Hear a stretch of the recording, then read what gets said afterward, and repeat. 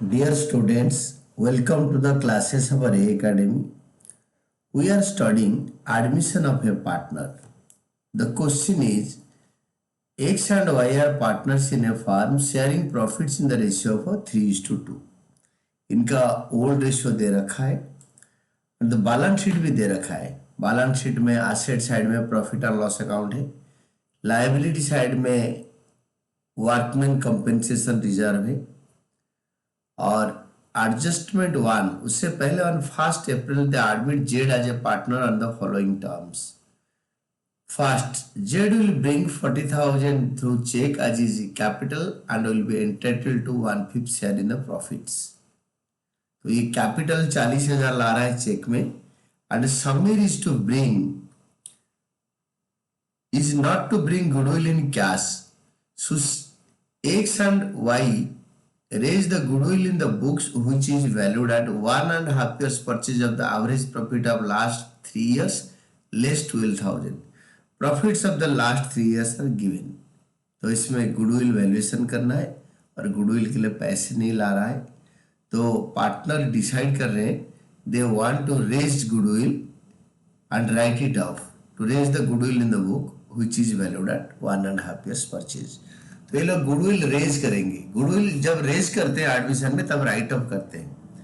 तो x Y का हमें इस पर न्यू रेशियो चाहिए. अगर ओल्ड रेशियो में रेज करेंगे तो न्यू रेशियो में राइट अप करेंगे.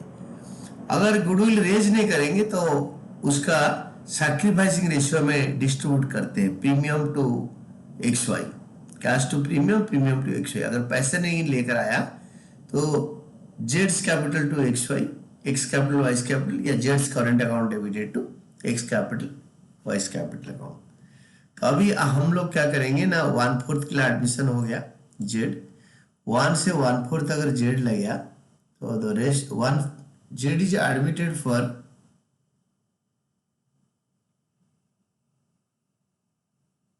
1/6 यार, 1/4 नहीं 1/6 यार. तो टोटल प्रॉफिट शेयर 1 है. 1 से अगर जेड 1/6 ले लिया तो बचेगा 5/6. ये 5/6 को एक्स वाई 3/5 2/5 शेयर में बांट लेंगे. 3/5 ले जाएगा एक्स, 2/5 ले जाएगा वाई और जेड का 1/6 इंटू 5/5 तो 5/30. New ratio X Y Z का होगा 3:2:1. और हम क्या करेंगे ना, goodwill of the firm adjustment two goodwill of the firm valuation करेंगे. फॉर्मूला लिखो, average profit into years purchase minus 12,000. Question में लिखा है average profit into years purchase less 12,000. एकदम लास्ट लाइन देखो, profit for last 3 years adjustment two less 12,000. Profit for last 3 years amounted to ₹10,000 20,000 and 30,000. तो average profit होगा total profit by total years into years purchase minus 12,000. तो average profit होगा 10 20 plus 30/3 into 1.5 years purchase. लिखा है 1.5 1.5 1.5 years purchase minus 12,000. तो then it will be like this. This is 20,000 into 1.5 minus 12,000, 18,000 आ गया goodwill. इसी goodwill को रेज करके राइट अप करेंगे. हमें क्वेश्चन में लास्ट लाइन में देखा है 5 journal entries, prepare partners capital accounts and opening balance sheet. Partners capital account बनाओ, ओपनिंग बैलेंस शीट बनाओ. तो रिवैल्यूएशन अकाउंट हम रफ में बना देंगे. ये हमारा सारे रफ वर्क ही रफ में बन रहा है. तो नाउ सी हमारा यहीं से वर्किंग नोट है. रिवैल्यूएशन अकाउंट एंड रेशियो निकाल लिया और हमने बैलेंस शीट को ब्लैंक उतारा. हमें जर्नल एंट्री देना है, कैपिटल अकाउंट बनाना है, बैलेंस शीट बनाना है. हम फॉर्मेट को बना लिया और आपको एक्सपेक्टेशन के हिसाब से बनाना पड़ेगा. 1-2 लाइन एक्स्ट्रा भी छोड़ सकते हो गैप के लिए.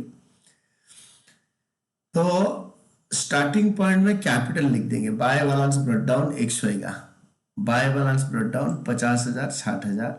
Then to profit and loss account, जो already profit and loss account asset side में दे रखा है, इट इज लॉस. 4,000 को एक्स एंड वाई में ओल्ड रेशियो में बांटना है. सारे old ratio except premium for goodwill sacrificing ratio.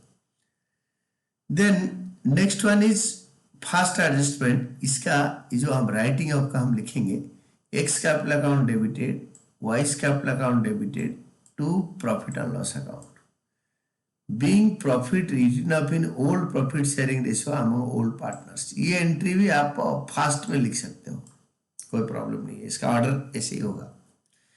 Then next one is adjustment one by cash account. इसमें Sameer Z will bring 40,000 through cheque, तो it should be by bank account और bank का एक column बनाना पड़ेगा।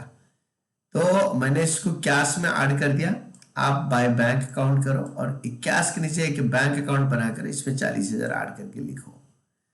तो but I have added it आज कि Sameer has Z has brought in cash as capital, bye cash account कर लिया, तो this is by bank account.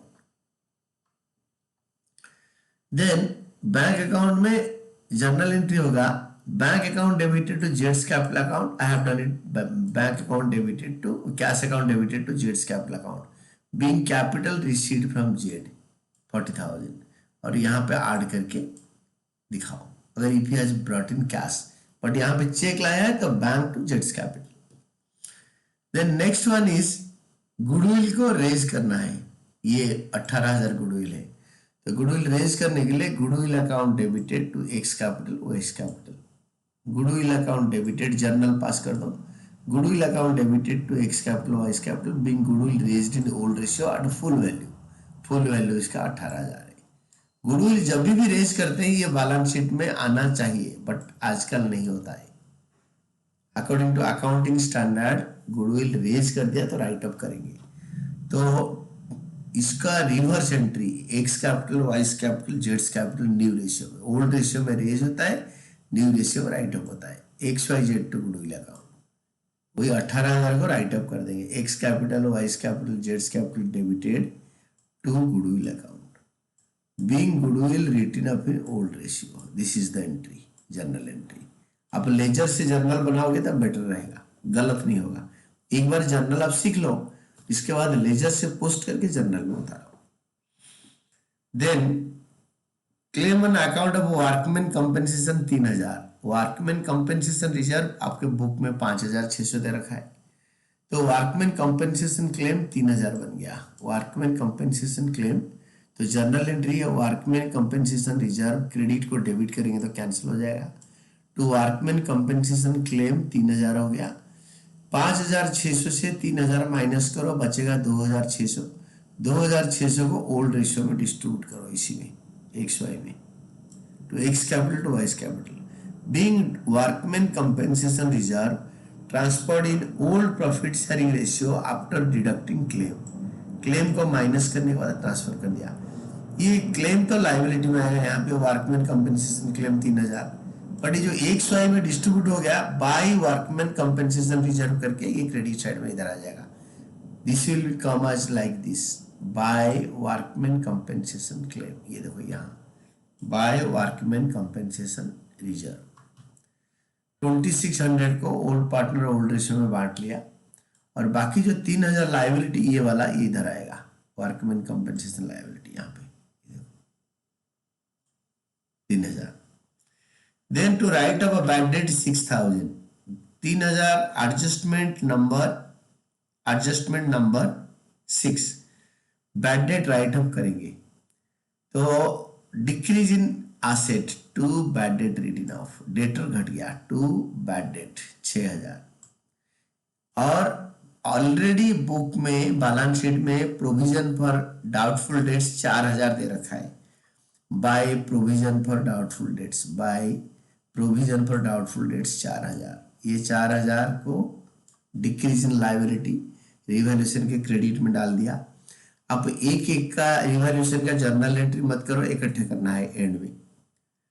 Then creditors have to be paid 2,000 more, creditor को 2,000 ज्यादा देना है। पहले ये जो बैड डेट और प्रोविजन फॉर डाउटफुल डेट इसको बैलेंस शीट में लिख दो, तुरंत भूल जाओगे।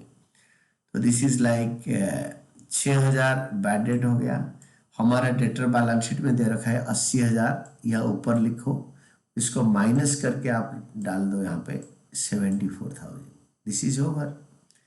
देन एडजस्टमेंट 5, क्रेडिटर घट गया, decrease in creditors by creditors, increase in creditors, creditors are to be paid 2,000 more, to creditors 2,000 ज्यादा देंगे, तो क्रेडिटर को बैलेंस शीट में ऐड करके लिखो। क्रेडिटर ये देखो 22,000, 20 की जगह में 22, क्रेडिटर में 22,000 लिखो, 20 + 2। Then there being a claim for damages liable to the extent of 2,000 should be created।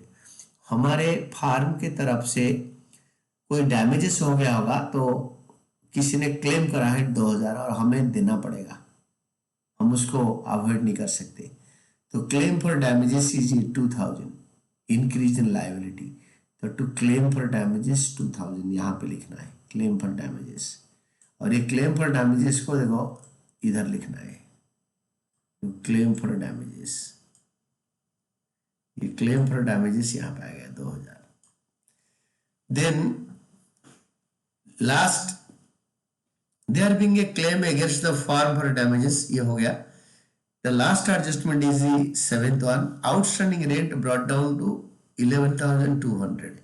our rent, outstanding rent है 13,000, 13,000 का रेंट का 11,200 हो गया, decrease in liability by outstanding rent 1,800, और इसको बैलेंस शीट में माइनस करके लिखो 11,200 दे रखा है, ये लिख दो आउटस्टैंडिंग रेंट, ये वाला 11,200 रिडक्शन के बाद। बाकी सब हो गया। अभी रिवैल्यूएशन अकाउंट को क्लोज कर दो। रिवैल्यूएशन अकाउंट क्लोज करने के लिए आपको क्या करना होगा ना, बड़ा वाला साइड को सबसे पहले टोटल करो, this is the higher side. ये हायर साइड को टोटल करने के लिए आपको ये दिस इज 10,000 और इसको उतारो क्रेडिट साइड में, दिस इज 10,000 माइनस 5,800 तो आएगा 4,200।